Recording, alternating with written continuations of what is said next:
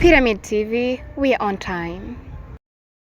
Hello family, hello guys, hello abakunzi bakunda iminduka ry'umuziki ndundi, abakunzi bakunda iterambere ry'umuziki wa 257 ndi wa musore wanyu Mr Black agarutse kandi kuri Pyramid TV 257. Narababwiye yuko nzoka mandabashikiriza amakuru ariko ara trending hano mu Burundi, amakuru y'abaririmbyi bacu ariko ararengana muri entertainment yacu. Gumana nanje no muzi ndabafitiye amakuru ari on top ariko ara trending muno mwanya.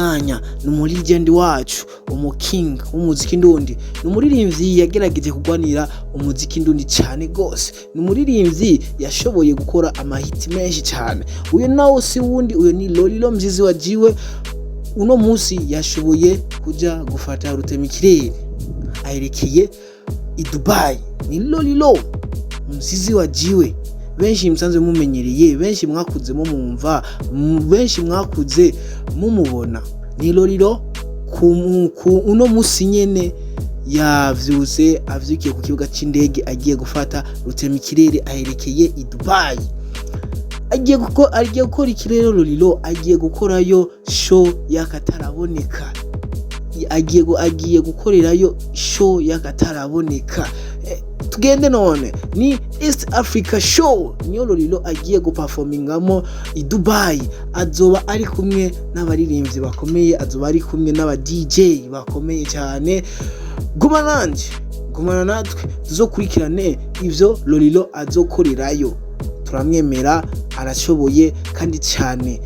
Nimbura umufana wa Lolilo, nimbura umufanzi w'umuziki ndundi, manuka aho hasi usigaye comment yawe. Lolilo azobica bicike i Dubai kuko arazi go performinga. Numuntu azi gukinana n'abafana, numuntu azi gukinana na stage. Gumana nanje, gumana natwe, gumana na Pyramid TV 257. Tuzoga tubashikiriza ama news ariko ara trendinga muri no mwanya nyene.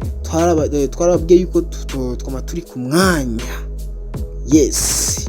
Hello guys. This is my news of Shizo msisi wa Simba hali Rugamba chamba Urundi. Yes, watu wangu wa Dubai, kaini mkao wa kula, niko mtransit na kuja, asia, msiwi na noma, tukote. Yep, kama kawaida, kama dawa, ninafika. Yep, one team, one dream, Simba game for life.